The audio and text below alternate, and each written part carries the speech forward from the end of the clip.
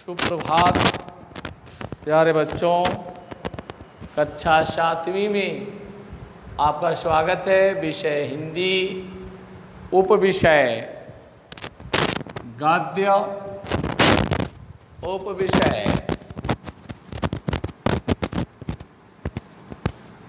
गद्य,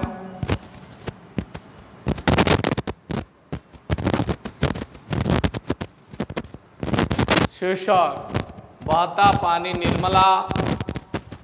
लेखक सच्चिदानंद हीरानंद वात्स्यायन गेय। सच्चिदानंद हीरानंद वात्स्यायन गेय। वास्तव में आइए, बहता पानी निर्मला और गेय जी की कृति है। देखिए, मुझे बचपन से नक्शे देखने का शौक है। आप समझेंगे कि कुछ भूगोल विज्ञान की तरफ प्रवृत्ति होगी। नहीं, सो बात नहीं। असल बात यह है कि नक्शों के सहारे दूर दुनिया की सैर का मजा लिया जा सकता है। पूर्ण विराम। यो तो वास्तविक जीवन में भी काफ़ी घूमा भटका हूँ, पर उससे कभी तृप्ति नहीं हुई।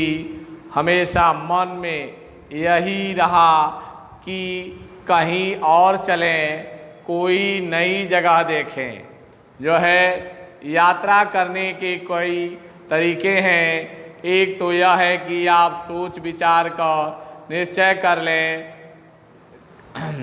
कर लें कि कहाँ जाना है, कब जाना है, कहाँ कहाँ घूमना है, कितना खर्च होगा। फिर उसी के अनुसार छुट्टी लीजिए, टिकट कटवाइए, सीट या बर्थ बुक कीजिए, होटल डाक बंगले को सूचना देकर रिजर्व कराइए या भावी अतिथियों का खबर दीजिए और तब चल पड़िए।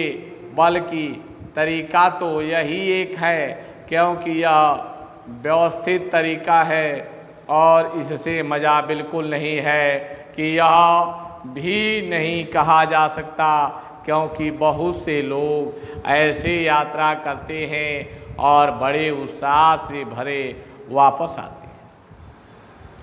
दूसरा तरीका यह है कि आप इरादा तो कीजिए कहीं जाने का, छुट्टी भी लीजिए, इरादा और पूरी योजना भी चाहे घोषित कर दीजिए कि आप बड़े दिनों की छुट्टियों में बम्बई जा रहे हैं। लोगों को ईर्ष्या से कहने दीजिए कि अमुक बम्बई का सीजन देखने जा रहा है, मगर चुपके से पैक कर लीजिए जबरदस्त गर्म कपड़े और ना निकलिए बर्फ़ से ढके श्रीनगर में। जो है, अंग्रेजी में कहावत है कि एक कील की वजह से राज्य खो जाता है, वह योह की कील से हाथ धोना पड़ता है। वास्तव में यह है कि जो है, नाल की वजह से घोड़ा घोड़े के कारण लड़ाई और लड़ाई के कारण राज्य से हाथ धोना पड़ता है। हमारे पास छीनने के राज्य था नहीं, पर यह दांत मजने का ब्रश और मोटर की एक मामूली सी डिबरी के लिए हम कैसी मुसीबत में पड़े, यह हम ही जानते हैं। सोनारी का छोटा सा गांव है, अमोह राजाओं की पुरानी राजधानी। शिवसागर से कोई 18 मील दूर। बरसात के दिन थे, रास्ता खराब। एक दिन सवेरे घूमने निकला तो देखा कि नदी बढ़कर सड़क के बराबर आ गई है और मैं शिवसागर से 3-4 मील पर था। सोचा कि एक नया दांत ब्रश ले लूं, क्योंकि पुराना घिस चला था और मोटर की एक डिबरी ठीक कर ही लौटूं। उसकी चूड़ी घिस जाने से थोड़ा तेल चूता रहता था। वैसे कोई बहुत ज़रूरी काम नहीं था। खैर उसमें कोई 2 घंटे लग गए। खाना खाने में 1 घंटा और 3 घंटे बाद वापस लौटने लगे तो देखा सड़क पर पानी फैल गया है। पानी बड़े जोर से एक तरफ दूसरी तरफ बह रहा था, क्योंकि सड़क में एक तरफ नदी थी, दूसरी तरफ नीची सतह के धान के खेत, जिनकी ओर पानी बढ़ रहा था। पानी के धक्के से सड़क कई जगह टूट गई थी। मैं फिर भी बढ़ता गया, क्योंकि आखिर पीछे तो भी पानी ही था। पर थोड़ी देर बाद पानी कुछ और गहरा हो गया। उसके धक्के से मोटर भी सड़क से हटकर किनारे की ओर जाने लगी। आगे कहीं कुछ दिखता नहीं था, क्योंकि सड़क की सतह शायद 2-3 मील आगे तक बहुत नीची ही थी। सड़क के दोनों ओर के पेड़ थे, उनमें कायों पर सांप लटक रहे थे, क्योंकि बाढ़ से बचने के लिए वे पहले सड़क पर आते थे और फिर पेड़ों पर चढ़ जाते थे। मैंने लौटने का ही निश्चय किया, पर सड़क दिखती तो थी नहीं। अंदाज से ही मैं बीच के पक्के हिस्से पर गाड़ी चला रहा था। मोड़ने के लिए उसे पटरी से उतरना पड़ेगा कि आँखों के सामने ही कैसा समूचा ट्रक दलदला में धंसकर गायब हो जाता है।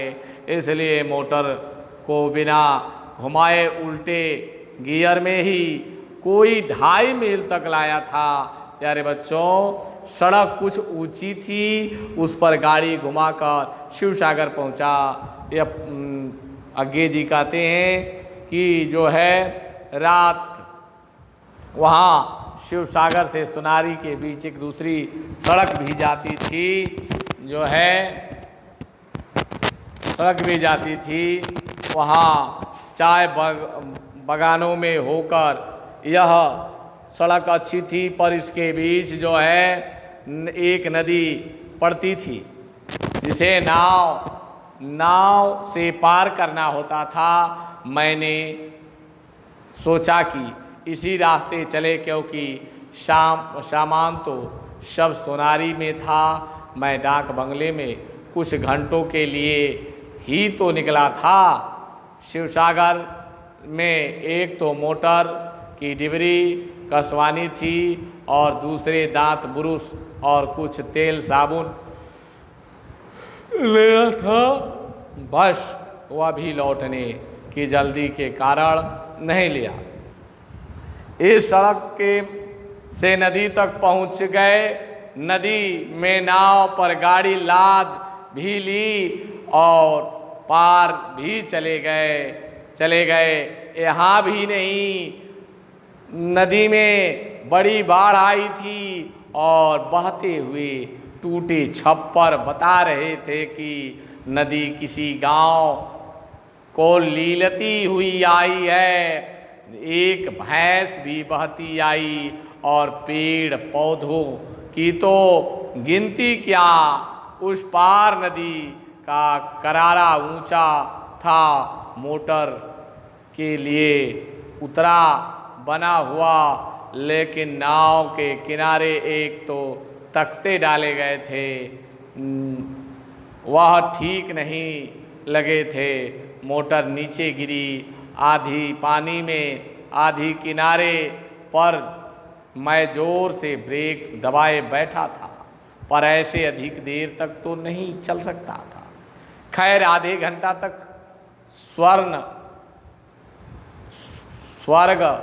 स्वर्गन सैनी पर बैठे बैठे असमिया, हिंदी और बंगला की खिचड़ी में लोगों ने बताता रहा कि क्या करें। यह मोटर ऊपर चढ़ाई जा सकी।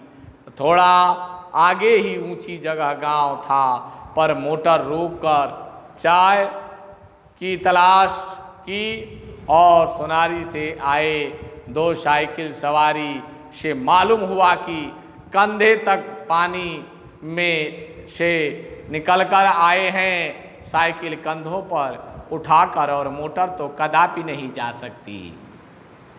इस तरह इधर निराशा थी, पानी अभी बढ़ रहा था। वह गांव ऊंची जगह पर था, पर यहाँ कैद हो जाना मैं नहीं चाहता था, इसलिए फिर नाव पर मोटर चढ़ा कर उसी रास्ते नदी पार की। सबने मना किया, पर मेरे पर भूत सवार था और हठधर्मी का अपना अनूठा रस होता है। वास्तव में रात शिव सागर पहुँचे। एक सज्जन ने ठहरने की जगह दी, भोजन बिस्तर का प्रबंध भी हो गया, पर मन में मन ही मन अपने को कोसा कि नया दांत ब्रुश लेने के लिए सोनारी निकले होते न यह मुसीबत होती, क्योंकि इसकी ऐसी तकलीफ ज़रूरत तो भी नहीं। न मोटर की डिबरी का मसाला ही इतना ज़रूरी था, लेकिन अब उपाय क्या था। इस तरह 12 दिन और काटने पड़े, क्योंकि सोनारी के सब रास्ते बंद थे। लौट कर देखा सोनारी के ढक बंगले में जो है, डक बंगले में भी पानी भर गया था। कपड़े सब सील कर सड़ रहे थे, किताबें तो गल ही गई थीं। बचा था केवल स्नान घर में ऊंचे ताक पर रखा हुआ साबुन का डिब्बा और दांतों का ब्रश। नक्शे में जब भी देखता हूँ, वास्तव में जितना यात्रा स्थूल पैरों से करता हूँ, उससे ज़्यादा कल्पना के चरणों से करता हूँ, उससे ज़्यादा कल्पना के चरणों से करता हूँ। लोग कहते हैं कि मैंने अपने जीवन का कुछ नहीं बयान, मगर मैं बहुत प्रसन्न हूँ और किसी से ईर्ष्या नहीं करता। आप भी अगर इतने खुश हो तो ठीक, तो शायद आप पहले से मेरा नुक्सा जानते हैं। नहीं तो मेरी आपसे सलाह है, जनाब, अपना बोरिया बिस्तर समेटिए और ज़रा चलते फिरते आइए। यह आपका अपमान नहीं है, एक जीवन दर्शन का निचोड़ है। रमता राम इसलिए कहते हैं कि जो रमता नहीं वह राम नहीं, टिकना तो मौत है। वास्तव में यह प्रयोगवादी शाखा के कवि सच्चिदानंद हीरानंद वात्स्यायन सच्चिदानंद हीरानंद वात्स्यायन गेय जो है, यह इनका जन्म 7 मार्च 1911 ईस्वी कुशीनगर जनपद में हुआ था। सच्चिदानंद वात्स्यायन गेय का जन्म 7 मार्च 1911 को कुशीनगर जनपद में हुआ था। आपको हिंदी साहित्य में प्रयोगवाद के जनक के रूप में ख्याति प्राप्त है। वावरा हेरी आंगन के पार, कितनी नावों में कितनी बार, शेखर एक जीवनी, जिसकी प्रसिद्ध रचनाएं हैं। इनका निधन 4 अप्रैल सन 1987 ईस्वी को।